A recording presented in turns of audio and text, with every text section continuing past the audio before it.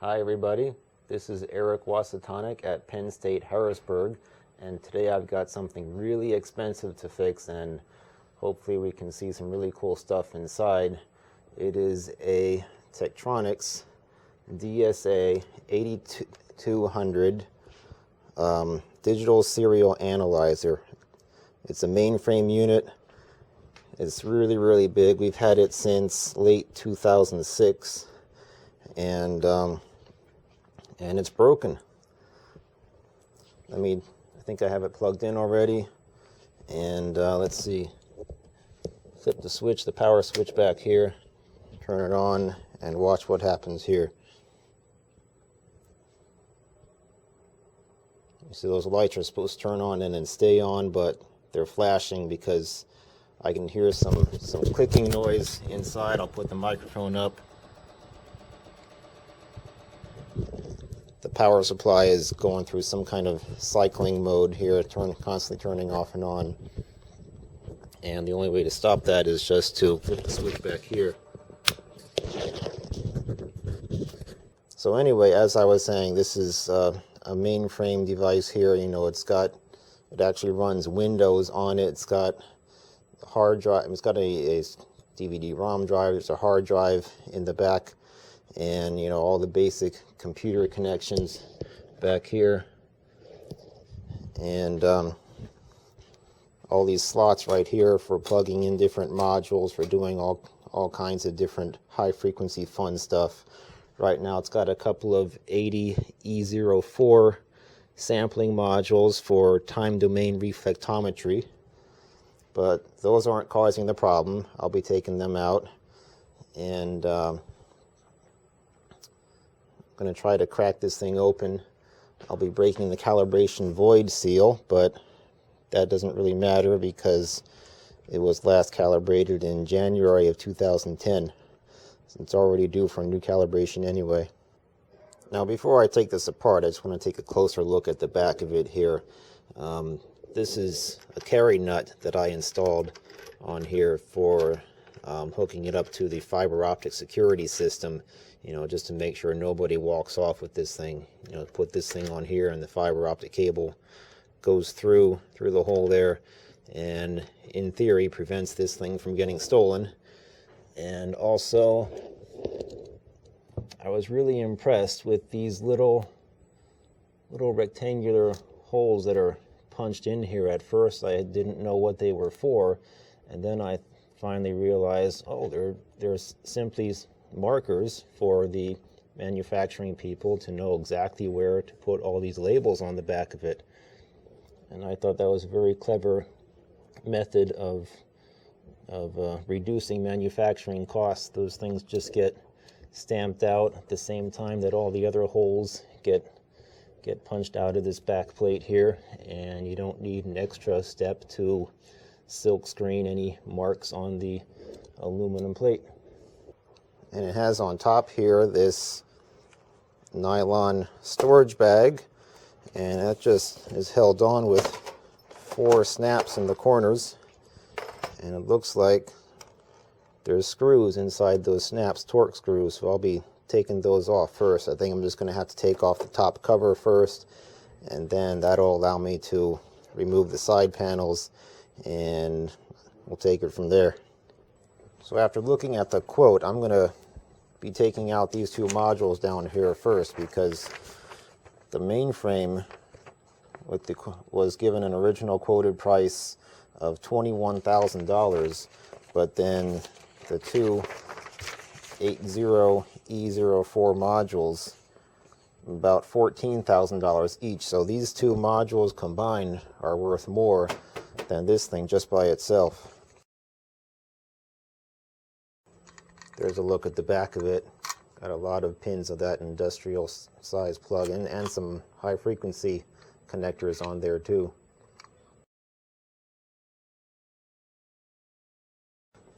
Now, isn't that cool? Look at that. That's a nice pattern of structural rigidity on this piece of ABS here.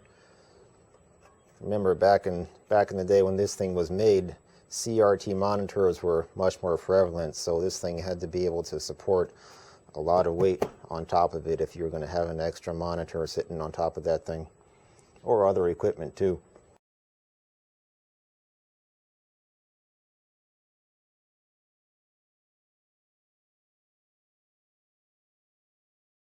So it looks like the aluminum cover comes in two big L-shaped pieces. Here's one, and then this is the other one.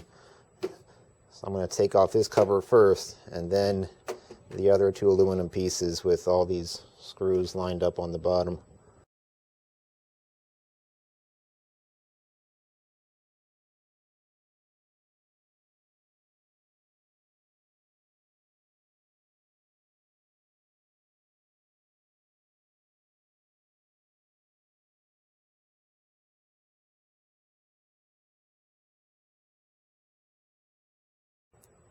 Okay, let's see what we have here. First of all, I got the chassis going to ground, and also my wrist going to the chassis, trying to keep everything grounded because there's a lot of very sensitive circuits inside here. Got 6 muffin fans and got some stuff on the bottom. Let's take a look at the top here. The removable hard drive is here. There's the DVD-ROM drive, and right here on the side, that's where you can see all the good stuff. Look at that. There's actually, it seems like there's, 2 computer boards here. That top one is your typical computer that you would use at home, and then this other one is more like a scope-based computer, because that one goes to the GPIB and scope XGA output. And then this whole middle section here, that's the power supply. It's a lot bigger than I thought, and it's very misleading just looking at this tiny little hole right here. It seems like the power supply is very small, but in fact it's an entire middle bay of this device. That's the power supply. And then the power supply distributes its power through these really big, these thick circuit boards here, these front power distribution, rear power distribution. These just have enormous wide traces going to all the different pins to distribute the power to all the circuit boards here. And on the bottom, that's where most of this action is. So there's a clear view of the bottom. You can see all these different ICs on here. You've got,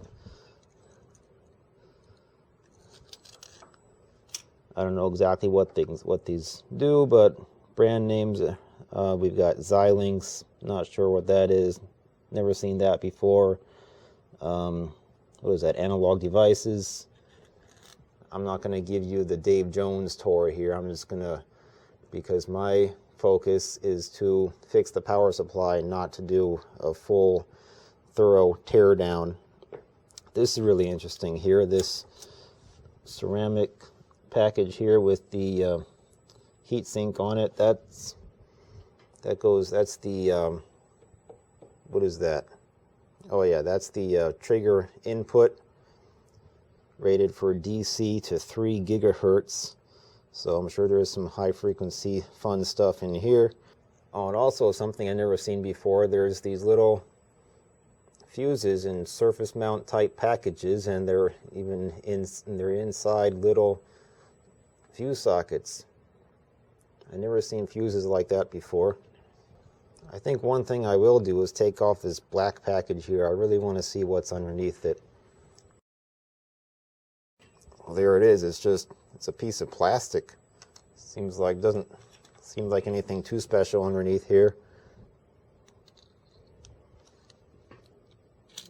Not sure what that piece is, but if you want to look up the part number, it's JS4PS-1W. First letters on top here are MCL. Now before I take it apart, I'm going to turn it on and see if it's still broken, because very often I find that in the process of taking something apart, I will somehow fix it, it's a mystery, but sometimes these things just fix themselves in the process of me taking it apart and putting it back together.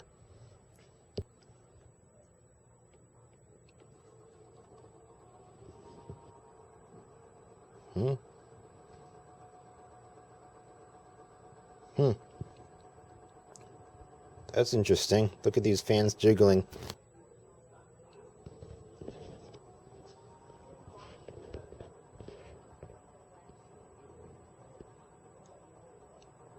Look at that. Looks like these three fans are linked together, and these three fans are linked together. You can see how they're changing, they're alternating like that.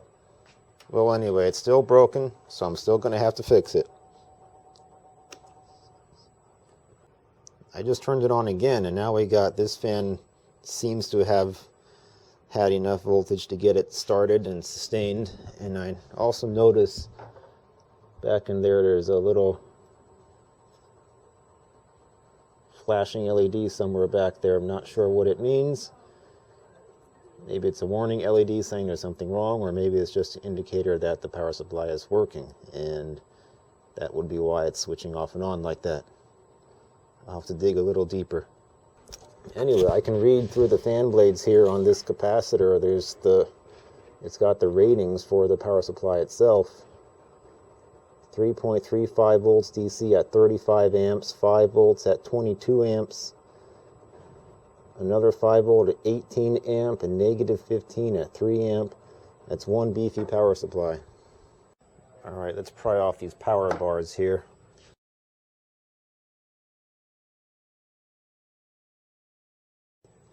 There we go. You can see all the different traces on here for all the different voltages, and this one is definitely going to be ground, this big single trace here. And I'm sure there's probably a few more traces in between in the layers of the circuit board. Actually, I was wrong. It seems to only be a 2-layer board, just top and bottom. Since I got those bus bars off, let's take a closer look at the power supply. You can see lots of caps in there, low voltage caps for the output. Can't really see what the ratings are, but they're all held together with hot glue. And then two really interesting things here. I don't know if they're inductors or transformers, but they're ferrite cores with wire wrapped around, and they've got this copper foil wrapped all around it, and that's probably to prevent any magnetic field, any stray magnetic field from going off and disrupting other circuits in there.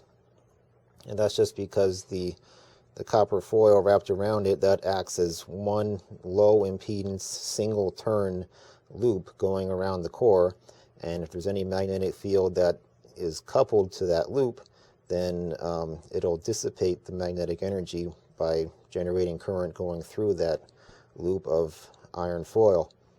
Here's an example with laminated iron core transformers.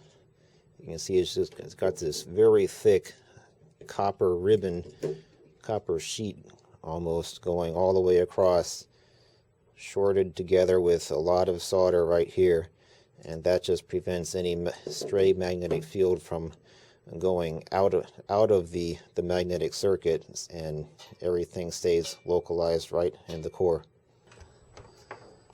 And see if it works. Maybe the power supply might be fine, but it could be cycling like that because there's a short circuit outside of the power supply.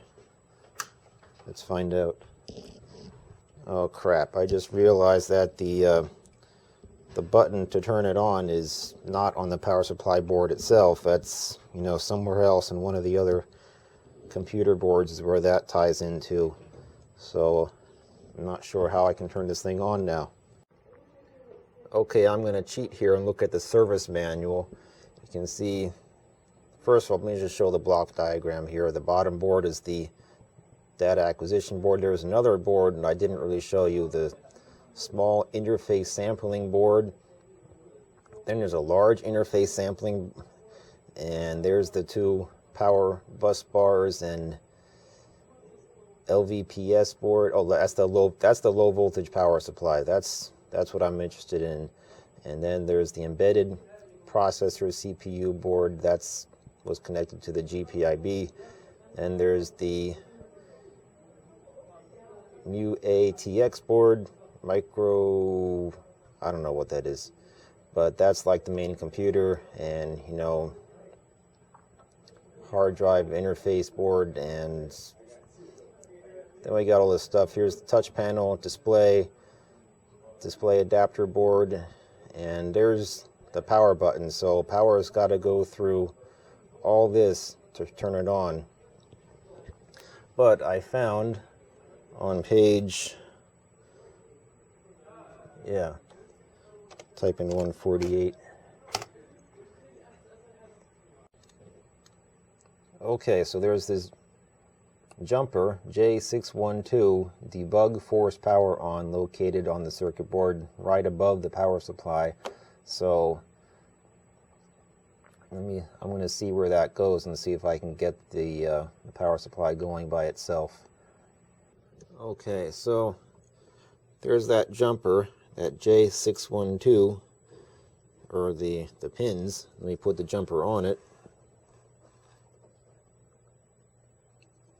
Oh, there we go. There's our power supply cycling. It's a little 7-segment flashing. You got all kinds of bad stuff going on here.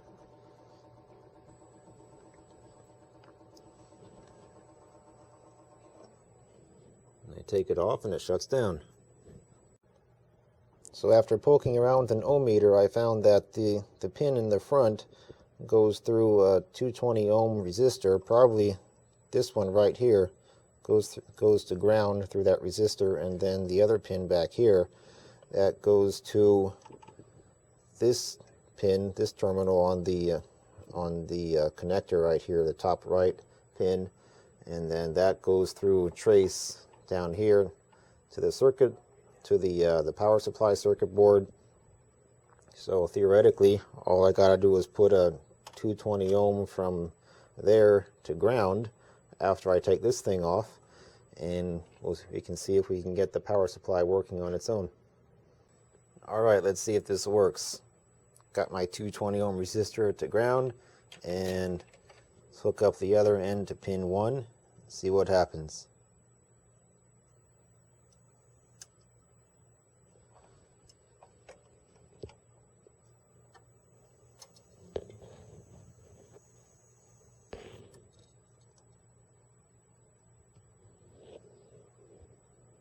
Nothing happens. I don't know what's going on here. There was some kind of high frequency squeal to begin with, but now nothing's going on.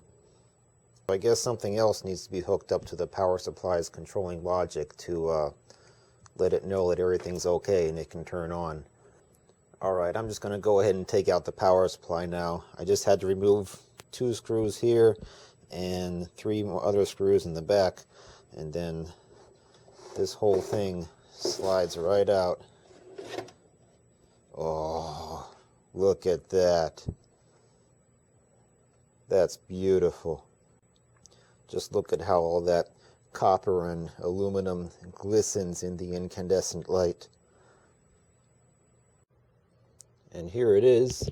It was designed by Martech Power Incorporated, and it's divided into high voltage side right here, and there's, you know, all kinds of high frequency chokes, the common mode choke, either one or both of these, and that's the rectifier there. Got some transistors here, not sure what they're doing, but these capacitors are 470 microfarad and 450 volt each. And then we got the high frequency transformers. Got some current transformers coming out of those. There's the 2 copper clad chokes, and here's another coil with some copper wrapped around it. And there's all the low voltage caps. What are they rated for? 35 volt and 1500 or 1500 microfarad.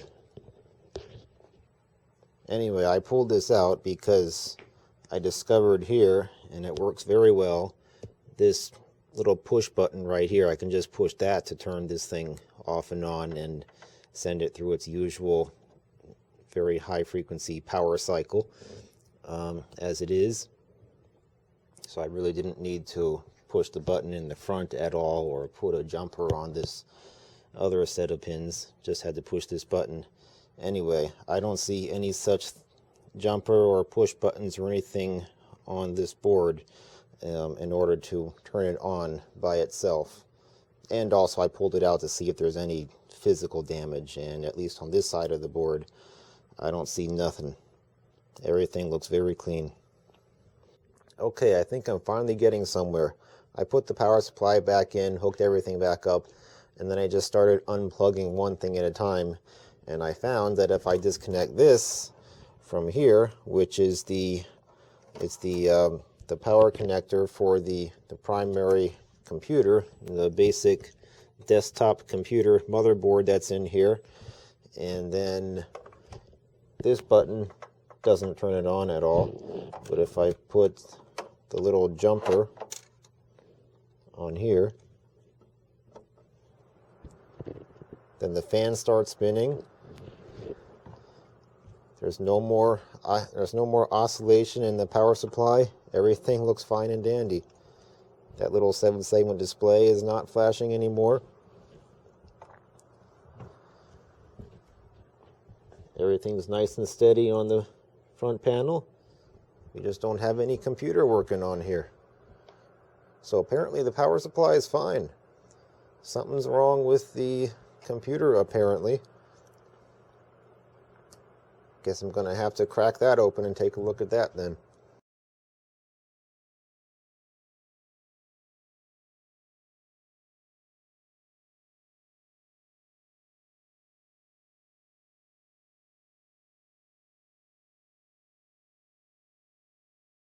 Well, there it is. Just ordinary motherboard. It's got a whopping half a gig of RAM here, and heat pipes on the heatsink. Nothing special about this. Let me test the clock battery, see if that's still good. Yep, 3.04 volts. Nothing wrong with this. Alright, let's see if we can get it working with everything else disconnected, but the motherboard power supply, the power cables, still connected.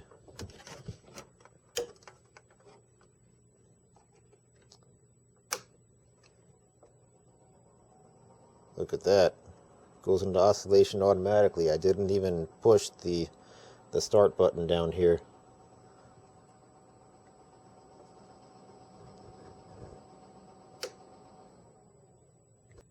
There's something interesting. If I disconnect the 12-volt power supply cable here from the device, then I switch it on, and the fan goes full blast.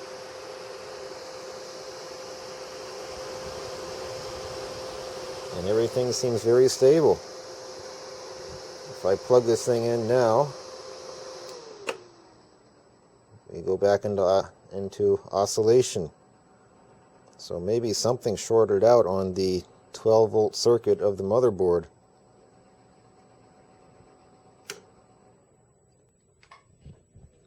Well, I'm not so sure about that, because if I just measure the resistance here between the yellow and black wires, I get about 11, 12 kiloohms. And it's even going up. I'm probably charging up some capacitance here. Definitely not a short circuit. Alright, we're just going to look at the computer motherboard by itself. And this is why it's always a good idea to keep old computer power supplies handy. This one I've inserted a couple of pins inside here. One in black for ground and one in the green sense wire. So when I short the two of them together, the fan starts spinning, which means the power supply is on. This one works. Let me plug it in here.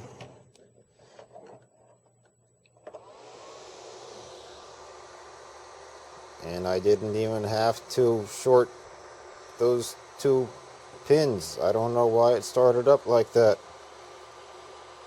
If I short them, it doesn't matter. What if I put this one in?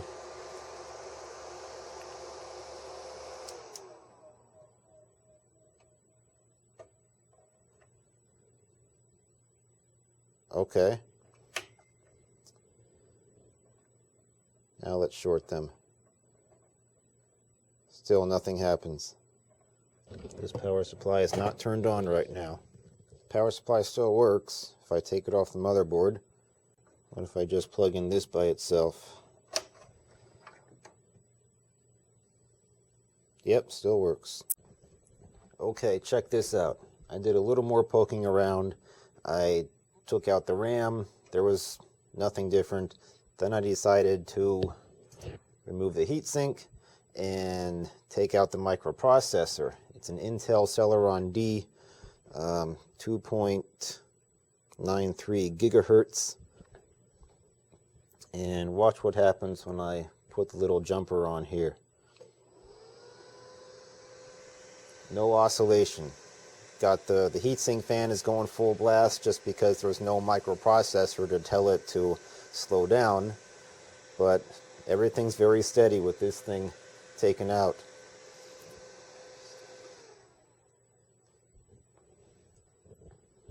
Okay, I put the microprocessor back in, and I'm just going to switch it on right here, and instantly we get fluctuation going on. So it seems to be this is the culprit. Now I wonder if I have any more. I'm going to have to root around in my computer scraps to find one. And here's the chip that I pulled out of the DSA, and it's got the little lands on the bottom, the 775 land package. And the only other chip that I have out of all this is this one right here, which is a Intel Core 2 Duo, whereas the original one was a Celeron D. So I'm going to try to plug this one in and see if it works. I have the Core 2 Duo right here in the socket. Got a laptop heatsink and some more aluminum slabs on top of that. I'm just going to let it run only for a few seconds just to make sure, just to see if the power supply is stable. So here we go. Going to turn it on and get the jumper ready. And the power supply is stable. I didn't even have to put the jumper in. Wow, all right. I guess next I'm going to put the motherboard back in here, hook it up, and see if I can actually get something on the display. I'm going to scrape off this heatsink compound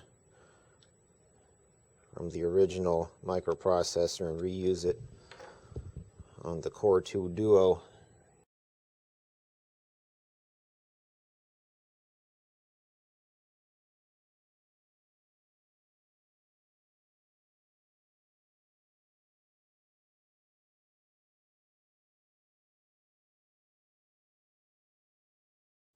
There's one interesting thing as I put this back together, is that this ATI graphics card here has two motherboard connectors, one on the bottom for the embedded circuit board, the embedded processor board, and one on the top for the ATX board.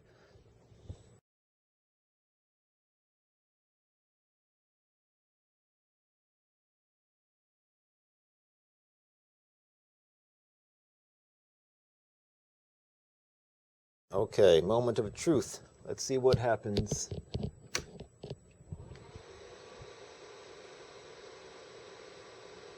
turns on automatically. I don't have to hit any power buttons. And nothing's coming up on the display. So I'm not sure if this Core 2 Duo is going to work. I might have to buy a new Celeron D. Okay, it's about 1 week later. The microprocessor came in. Let's have a look-see.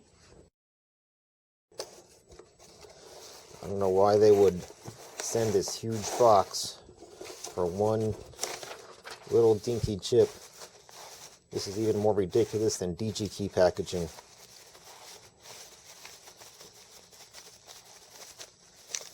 There it is.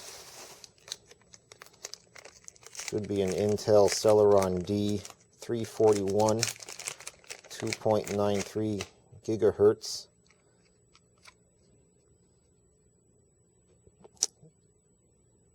SL8HB. The original one is an SL8HB, so I got exactly an identical replacement. So I'm just going to go ahead and pop it in and see if it works. Oh, what the hell is this? Oh, sweet. They sent me some heatsink compound too. That's very thoughtful of them. This is from oh yeah, CPU Medics is where I bought this from. Didn't even know they were going to send that.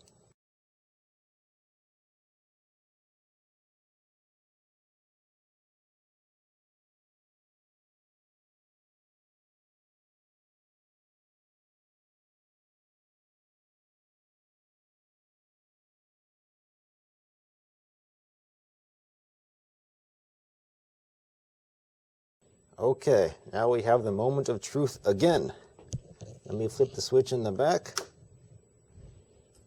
Nothing happens. You put the rubber power button on here.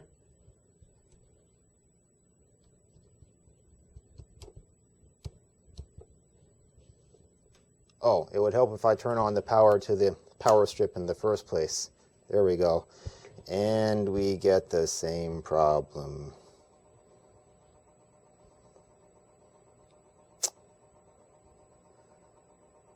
I guess it wasn't the microprocessor. Maybe it was the motherboard. Oh, shit.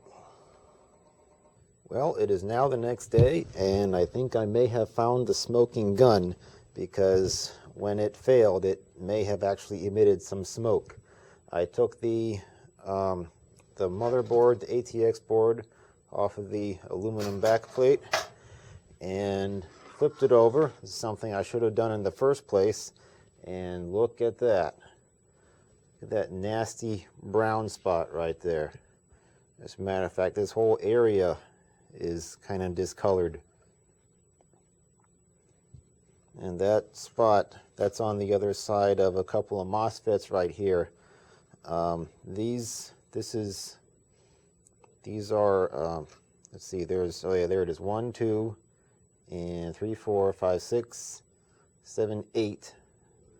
Those 8 MOSFETs, those are all part number 2SK3919, and they convert the 3.3 volt DC power from the power supply down to a lower voltage for the microprocessor, anywhere from 1.25 to 1.4 volts. Let's have a closer look at that MOSFET.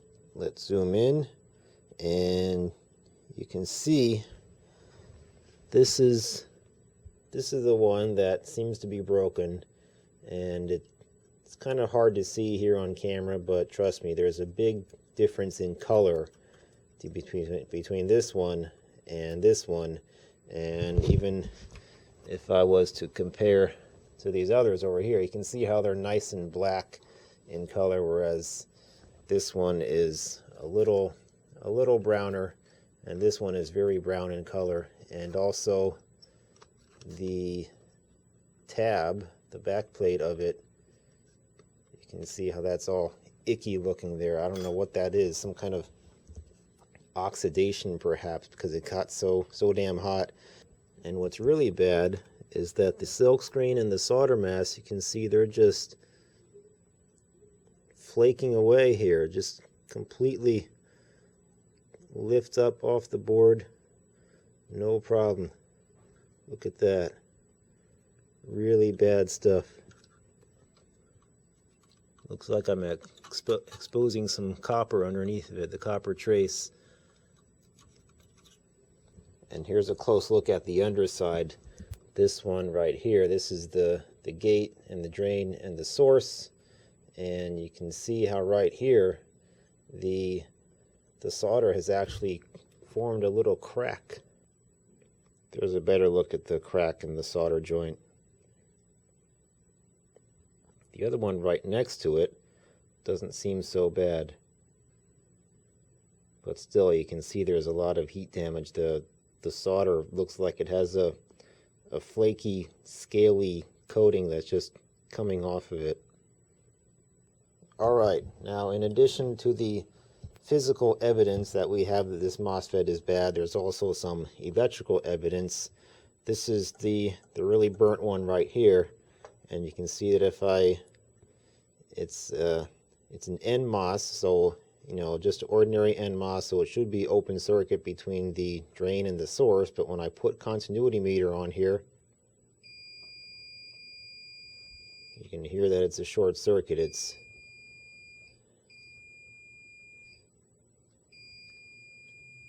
actually measuring about 0.6 ohm, and even from the gate to the drain, 0.6, 0.7 ohm, and from between gate and source, we have about 1.1 ohm.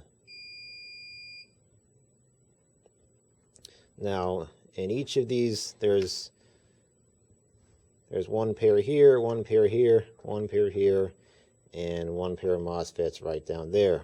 And in each pair, the gates are wired together, and I'm pretty sure the drain and the sources are all wired together too.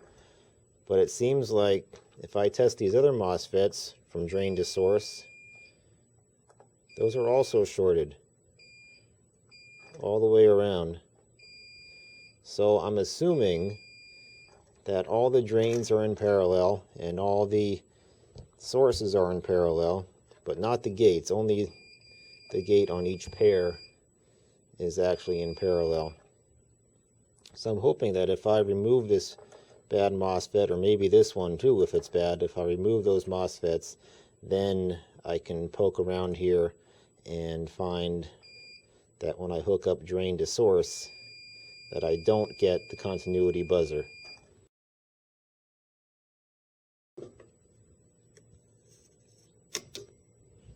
Oof. Oh wow. So I was trying to grab the MOSFET with some pliers so I can pull it out while desoldering, and the back plane of it just, let's see, where the heck is it? There it is.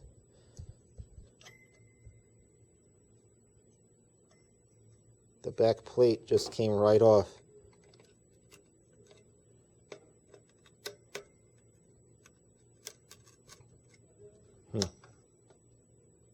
Look at that.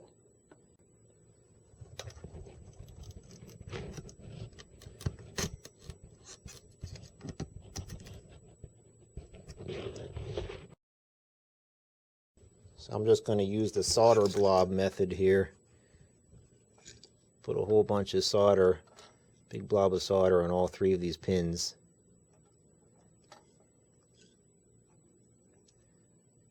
And I'll just hold it there for the heat to go through the board and everything.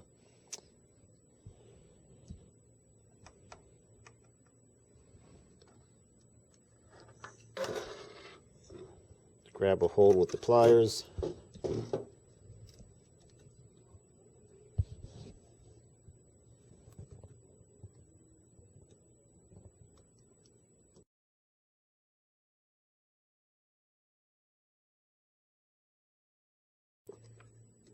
And yoink. There it is. Fried little bastard. Okay, now that that's off, I'm going to test the other things here. Oh, look at that. Drain to source is no longer a short circuit. All these things are pretty good. It was just a quick beep in the beginning because of the capacitors charging, but now everything's open circuit. So that's it. It was just this one bastard MOSFET that decided to go up in flames.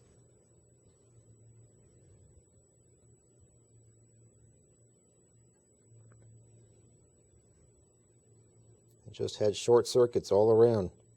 I'm going to test the board too, make sure the board's okay. We got open circuit here, and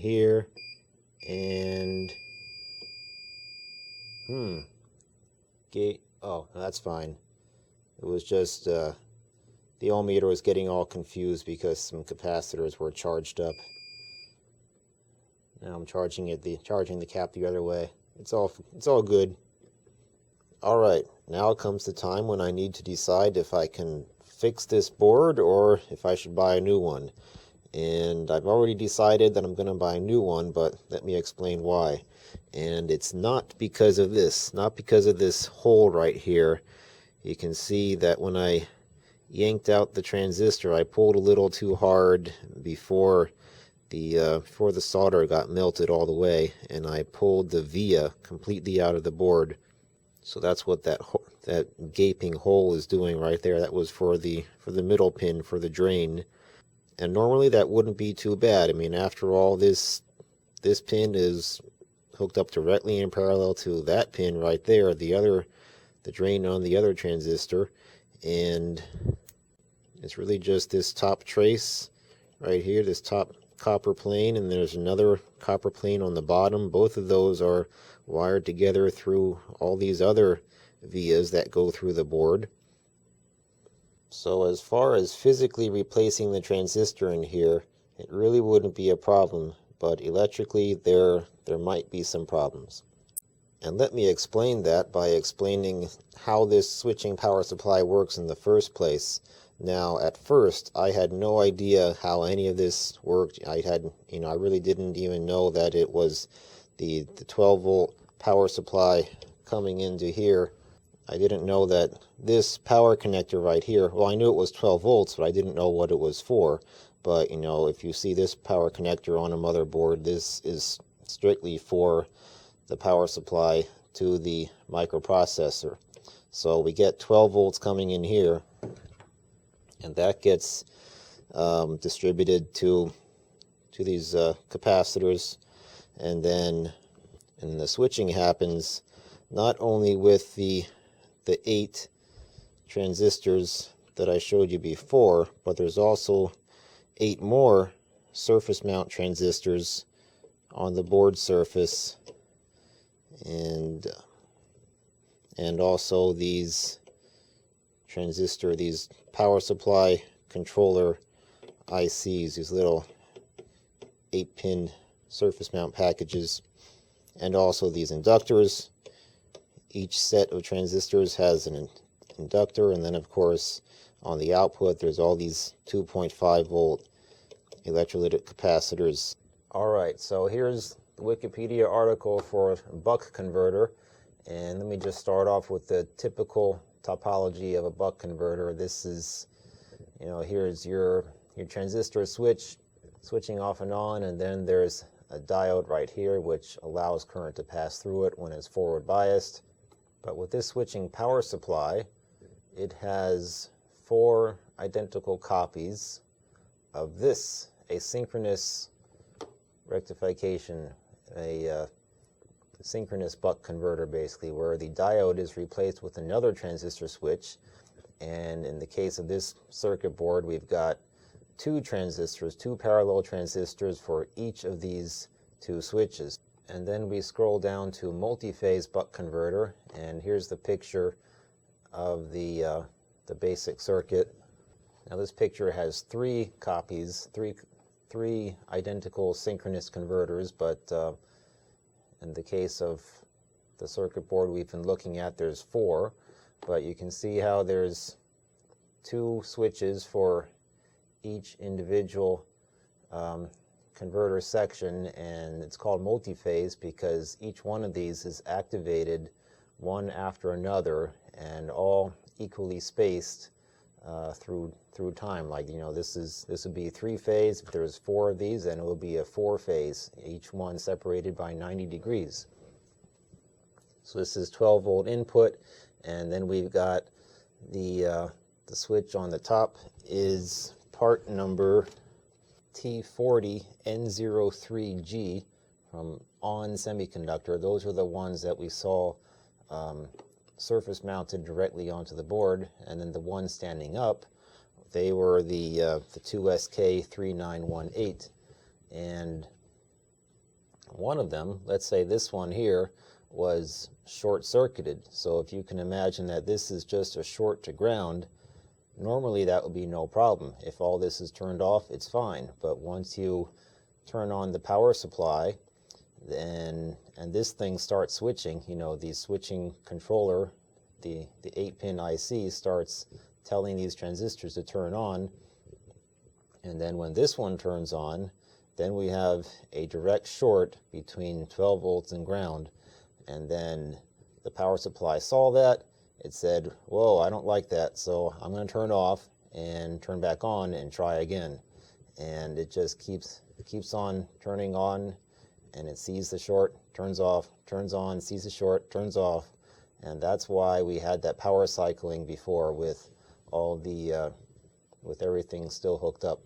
And the most important thing about this Wikipedia article, the final nail in the coffin for any chances of me repairing this motherboard with a new transistor, is this sentence right here. One major challenge inherent in the multi-phase converter is ensuring the load current is balanced evenly across the N phases. So apparently what happened is that the current in one of these phases was perhaps a little unbalanced, and there was more current flowing through the transistors, and they just got hotter and hotter and hotter as the years progressed, until finally one of them gave way and made that short circuit. And if I was to replace the broken transistor, actually I would replace both of the transistors down here. Remember, each switch is 2 transistors, so I would put in 2 of the 2SK3918 transistors. But then, you know, manufacturing differences, I might have to buy it from a different manufacturer, and you know, there would be ever so slight deviance in the characteristics of the transistors compared to everything else that's already on the board. I would have to replace every single transistor, at least every single one of the 3918 transistor, in order to make this power supply work again. So I won't be doing that. I'm not going to waste my time with that. I'm just going to have to buy a new motherboard. And also, with this newfound knowledge, we can explain why everything seemed to be fine when I removed the microprocessor out of its circuit. And that's because there's obviously something on the motherboard that senses whether or not the microprocessor is there when it first turns on. And if there's no microprocessor, then it communicates to these 8-pin transistor driver ICs and tells them, don't even bother turning on because there's no microprocessor to power up here. So, you know, we don't need 1.4 volts, don't turn on. So if this power supply is all turned off, then the short circuit in the one transistor does not really make itself known. So that's why it was so easy for me to initially assume that the microprocessor was at fault. Okay, here we are again. It's another 1 week later. Yes, I got a haircut, and I also got a motherboard in the mail from eRecycler Online. So I'm going to open this up. Where's the pull tab? There it is.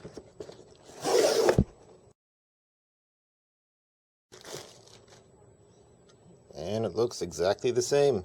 It looks like the right kind. Part number is D945GTP. That's what it should be. It's a little dusty. That's no big deal. So there's not much else to say. I'm just going to pop in a microprocessor in this thing and put it into the DSA and see if it all works. Oh, and I have to put some RAM in here too.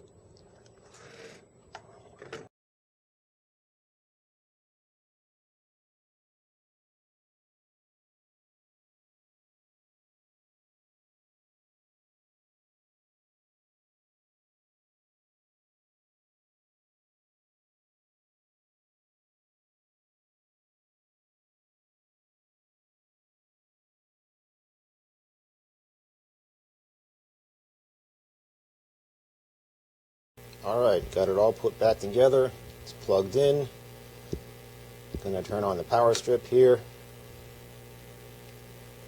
Looks cool. Nothing happened. That's what I would expect until I turn on this button here. Third time's a charm. Hope it works. And it starts up. The power supply is not cycling. We got something on the screen. Oh man, this is so cool. Come on, baby. System memory has decreased. What? Oh, that's probably because just because of the motherboard. I put on less RAM than what it had before.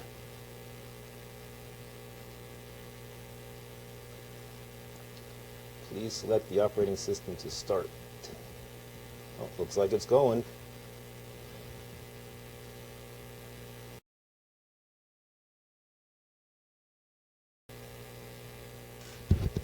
I need to get a mouse.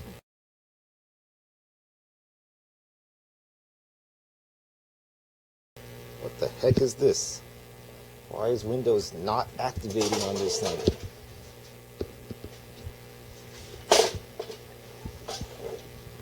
I thought it would just come up like normal, like it was before it got broken.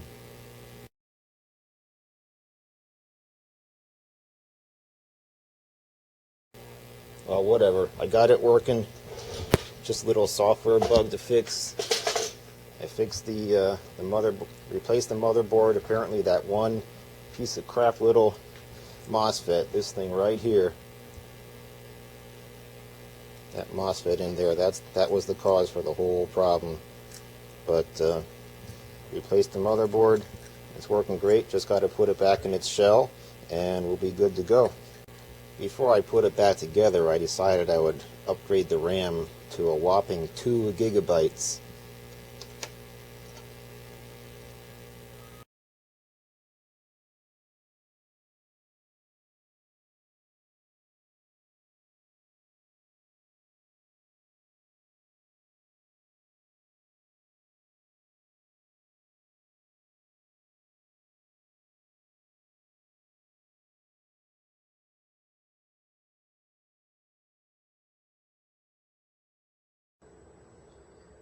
And somehow I ended up with one extra screw.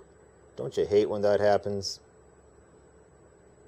Well, I tried reinstalling Windows with the original software that came with it, but still gives me this activation Windows BS right here.